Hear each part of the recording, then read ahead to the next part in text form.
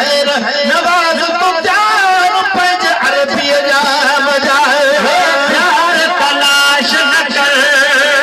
मंजूर दी आछ न कर प्यार तलाश न कर मंजूर भी आछ न कर लजपाल नबी एहरो लजपाल नबी एहरो अज अरब जी धरती ते सरदार अची वियो थे अज अरब जी धरती ते सरदार अची वियो थे हीअ सांस हुजे हिनहा काइनात हुजे हिनहा हीअ सांस हुजे हिनहा काइनात हुजे हिनहा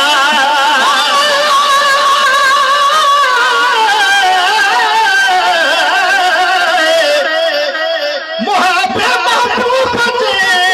रब जोया बई जहान सत ज़मीनों हेठ सत मथे आसमान पूरा मलक ग़लमान जन्नती ऐवान कमर शम्स सितारा जग रखाया रहमान तो दरबार पड़दा अजब ही इंसान मानथो साराहिया आसारायो सुभान कद जाकुम परवर जी आज़ाहिर पाक जुबान मगी गिरले शहर में मजो अल्लाह का एहसान छोन छया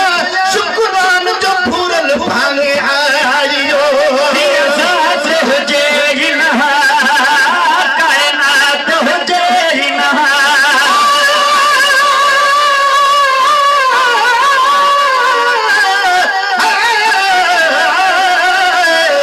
रस्मे जुती हुजूर के कदम वाली तैंती में पाई शान सवाया एक मैं किया कुल गौस कुसुब तेरी गर्ज के तैसर लाया खाक तेरी को चुमन कीते तुरे अर्श खुदा दा आया सुन वल फकता जवाब जुती दा क्या हाल जुती फरमाया सुन फदा में डाडे दर्द में भाजुम अवल हुयुम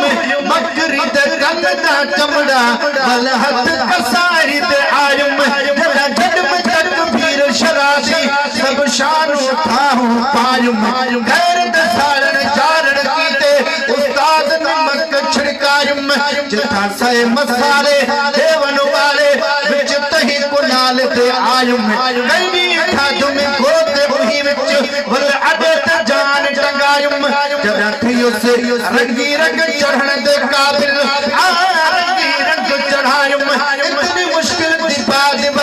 चादर दुकान ते आयुम टुकड़ा दे नाल टुटियो ने पे हथ तन अंगो अंग करायुम सौसियां लख हारा झलके ते शिकन जुती विच आयुम कालब दी मार मिल में जय वेले रह वेले ही तांग सतायुम चल अरबी का पैर ते पूरिया ए खौफ ते होश भुलायुम जदा पसंद कर आई कर्द में पाया सब शान उठाऊं पायुम ए कारण बख्ता अर्श अज़ीमत